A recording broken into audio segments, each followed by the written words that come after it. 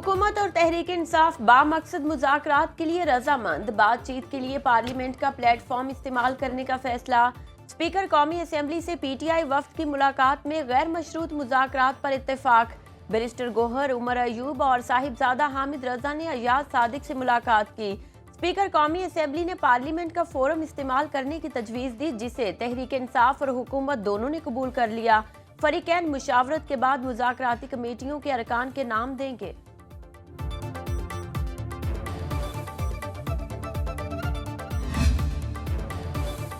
Peoples party और हुकूमत में मुज़ाकरात की रिपोर्ट बिलावल भुट्टो को पेश। ज़राए के मुताबिक पीपल्स पार्टी का किसी सूरत मुतालिबात से दस्तबरदार न होने का फैसला। क़यादत की मुज़ाकराती वफ्द को मौक़िफ़ से पीछे न हटने की हिदायत। पीपी ज़राए के मुताबिक हुकूमत का तयशुदा बातों पर दोबारा मुज़ाकरात करना अफसोसनाक। बातचीत का दूसरा दौर 24 दिसंबर को लाहौर में होगा। मुराद अली शाह की बिलावल भुट्टो को सिंध हुकूमत की कारकर्दगी पर ब्रीफिंग। वज़ीर आला का 2 ग्रुपों के झगड़े में नौजवान की मौत के खिलाफ गुलशन हदीद धरने का नोटिस। कराची पुलिस चीफ से रिपोर्ट तलब कर ली।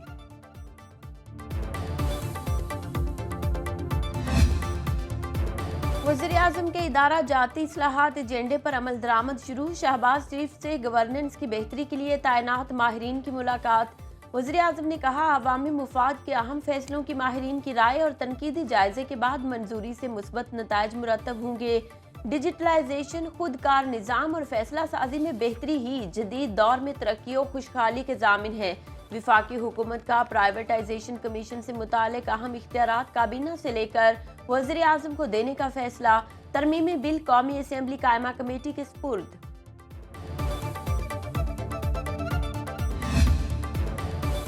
वज़ीर आज़म शहबाज शरीफ का वफाकी काबीना में तौसी का फैसला। नवाज शरीफ पुराने और तजुर्बाकार अफराद को काबीना में लाने के ख़्वाहां। ज़राए के मुताबिक काबीना में 10 मजीद अरकान शामिल किए जाएंगे। सरदार यूसुफ, डॉक्टर तारिक फजल चौधरी, बैरिस्टर अकील का नाम शामिल। हनीफ अब्बासी, साद वसीम, शेख आफ्ताब के नामों पर भी गौर। लीगी क़यादत की 2 ख़वातीन को भी काबीना में शामिल करने पर मुशावरत। एमक्यूएम पाकिस्तान ने अपने 2 वज़रा शामिल करने का मुतालबा कर दिया।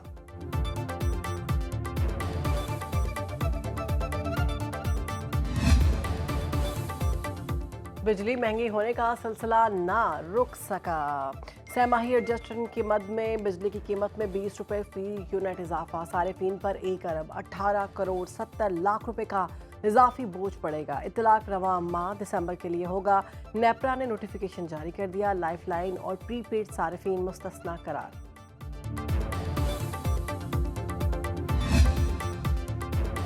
IMF से 7 अरब डॉलर का कर्ज बुलंद शरह सूद पर हासिल करने का इंकशाफ। सेनेट की कायमा कमेटी बराए खजाना में रिपोर्ट पेश।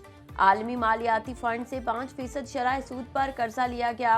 3.37% SDR रेट, 1% मार्जिन और 50 बेसिस पॉइंट सर्विस चार्जेस शामिल। IMF का कर्जा ग्रेस पीरियड समेत 10 साल की मुद्दत में वापस करना होगा।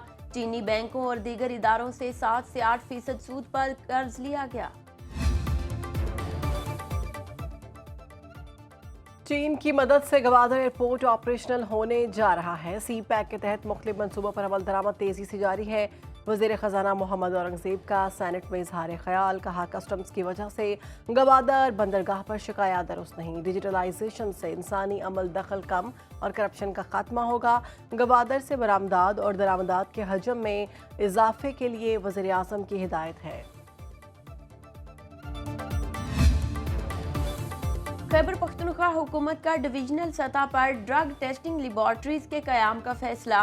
वज़ीर आला अली अमीन गंडापुर ने सरकारी अस्पतालों में फार्मासिस्ट की खाली पोस्टों पर भर्तियों के अहकाम जारी कर दिए। अस्पतालों में गैर मियारी तिब्बी सहूलियात के फुकदान पर कार्रवाई और ऑडिट करने का हुक्म। सूबे में सेहत की सहूलियात का मयार बेहतर बनाने के लिए प्लान तलब कर लिया।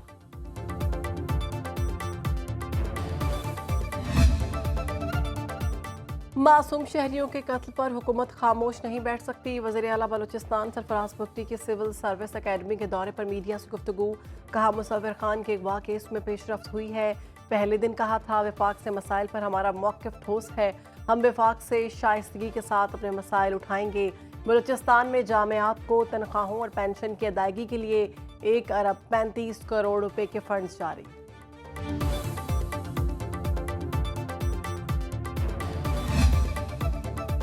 बारिश की बूंदों ने दिसंबर को भिगोया तो जाड़ा भी जोबन पर आया। मुल्क के बेशतर इलाकों में शदीद सर्दी का राज। अस्तोर में बर्फबारी, पारा -6 डिग्री तक गिर गया। साइबेरियन हवाओं ने शिमाली बलूचिस्तान और पाक अफगान सरहदी इलाकों में निज़ाम जिंदगी मुंजमद कर दिया। महकमे मौसमियात की खैबर पख्तूनख्वा, गिलगित बल्तिस्तान और आज़ाद कश्मीर के बाज़ इलाकों में बारिश और बर्फबारी की पेशगोई।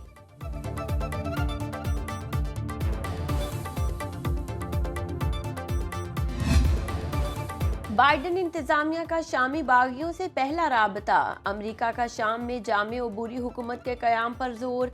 अमेरिका का हयात तहरीर शाम को दहशतगर्द ग्रुपों की फहरिस्त से निकालने पर गौर। मकसद दुनिया के लिए शाम में नई हुकूमत से बातचीत का रास्ता फराहम करना है।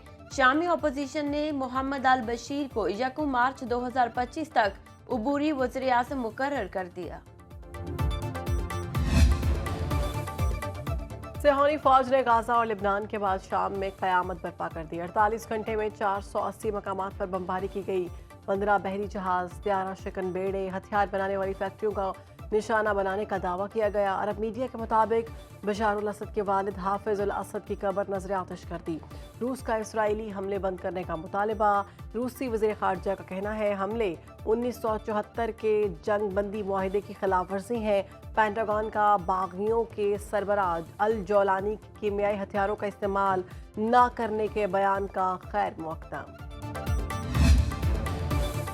फलस्तीन में इस्राएली सफाकियत को न रोका जा सका। सिहूनी फौज ने ताज़ा हमलों में मजीद 19 फलस्तीनियों को शहीद कर दिया।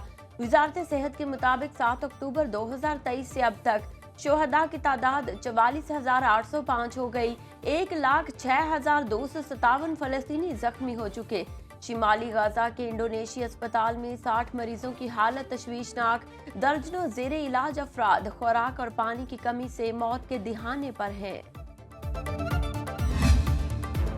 अफगान दारुल हुकूमत काबुल में मुबैना खुदकुश धमाके में वजीर बराए पनाह गुज़ीन खलीलुर रहमान हकानी जाँ बहक। वो हकानी नेटवर्क के बानी जलालुद्दीन हकानी के भाई थे। धमाका वजारत के दफ्तर में हुआ, जहां उनके मुतादिद साथी भी दम तोड़ गए।